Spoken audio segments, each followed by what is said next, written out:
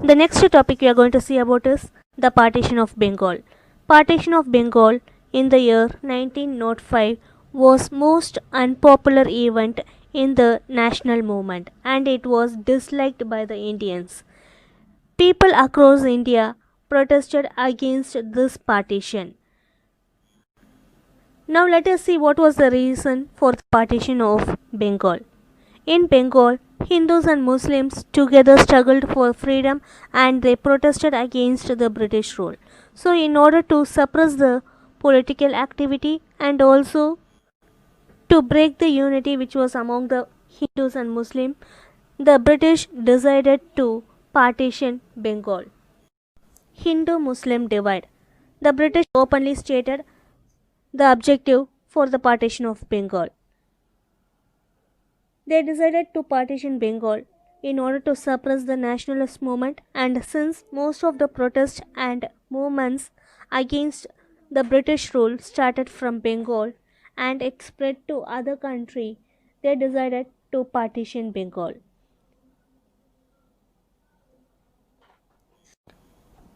The British decided to partition Bengal into two administrative divisions.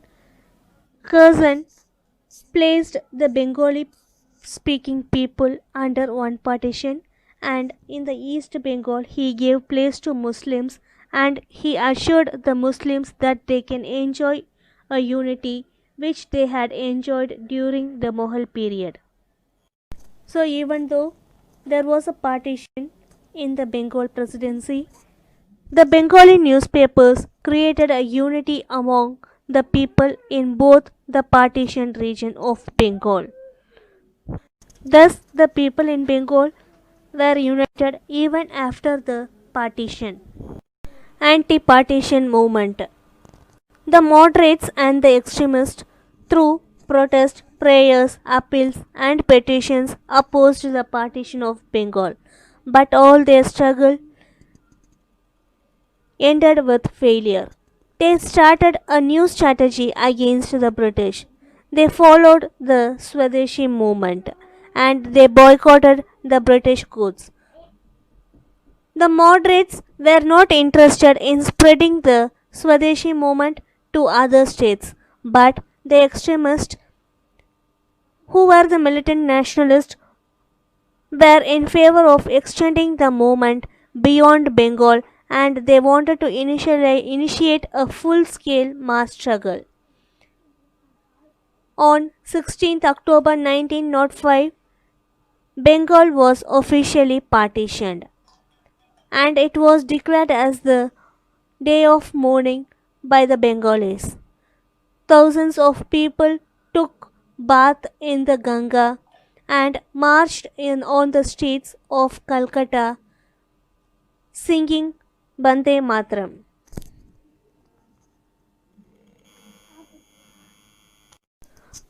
Boycott and Swadeshi movement in Bengal. Boycott and Swadeshi were always interlinked to each other because they wanted to make India self sufficient. That is, they do not want India to be dependent on British. There were four major trends during the Swadeshi movement in Bengal. They are the moderate trend, constructive Swadeshi, militant nationalism, and revolutionary terrorism. The moderate trend. They believed that the British will provide justice and democracy.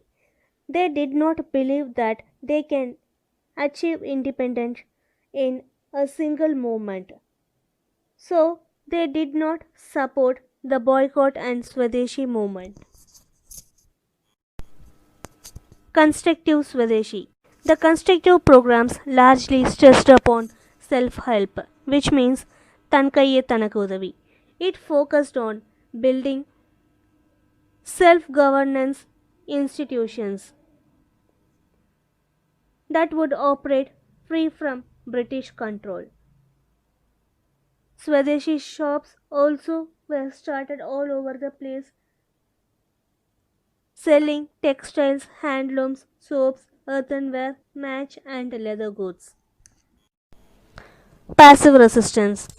The year 1906 was a turning point to the Swadeshi movement. Under this new direction, the Swadeshi program included 4 points. They are boycott of foreign goods, boycott of government schools and colleges, courts, titles, and government services, development of Swadeshi industries, national schools, and restructuring of the armed struggle, that is, armed forces like military, air force, and naval.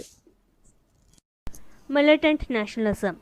Lala Lajpat Rai of Punjab, Bala Gangadhar Tilak of Maharashtra, and Bipin Chandra Pal of Bengal were the three important leaders during the Swadeshi period, and they were referred to as Lal Bal Pal Triumvirate. Punjab, Bengal, and Maharashtra were considered as the important destinations of militant nationalism during the Swadeshi movement. In South India, Tuticorin became the most important location of Swadeshi activity.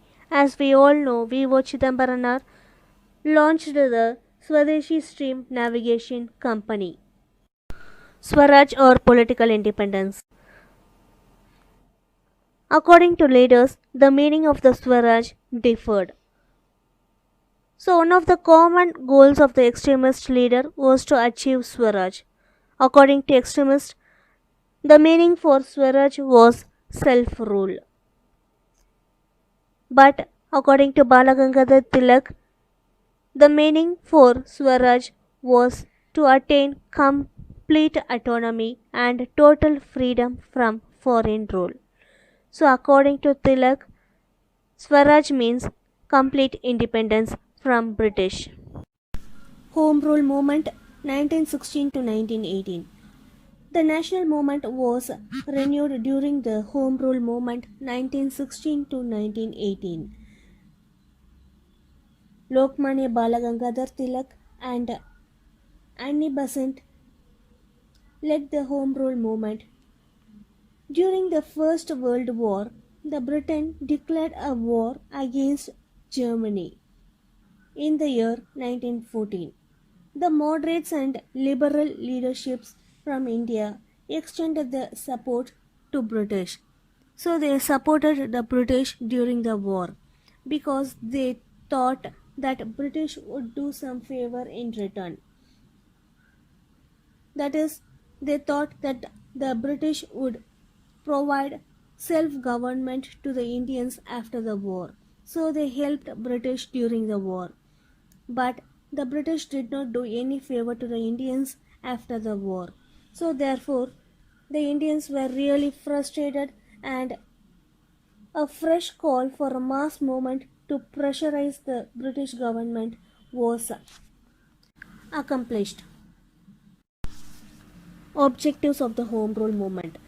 The objective of the Home Rule Movement was to attain self-government within the British Empire using constitutional means.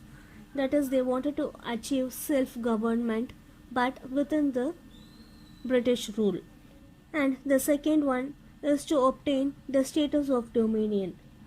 Status of dominion means a semi-independent state, as it was given to Australia, Canada, South Africa, and New Zealand. And the third one is to use the non-violent method to achieve their goals. Lucknow Pact 1916, the Home Rule Movement, and the reunion of moderate and the militant nationalists had an open talk with the Muslims. So, under the Lucknow Pact 1916, the Congress and the Muslim League agreed there should be a self-government in India as soon as possible. In return, the Congress accepted to the appeal raised by the Muslims. That is, the Congress accepted to provide a separate electorate for the Muslims. Electorate means separate togudi, where the public and the elected person will be of the same community. British response. The demand for Swaraj, that is the complete independence, which was raised by Tilak and Annie Besant, gained popularity. The British used their same old method of suppressing the leaders. That is, they started to isolate these leaders from meeting the other leaders. In the year 1919, the British government announced the Montagu-Chelmsford reforms. According to this, they stated that they would provide self-government in a step-by-step process. This caused a great disappointment among the Indian nationalists. So, as the Indian nationalists started to pressurize the British, in return, the British government enacted the Rowlatt Act. We have already studied what is meant by Rowlatt Act. So, the police were given the power to arrest anyone at any place and provide strict punishments. So, this was the Rowlatt Act. So, the Indians were still more disappointed with the British.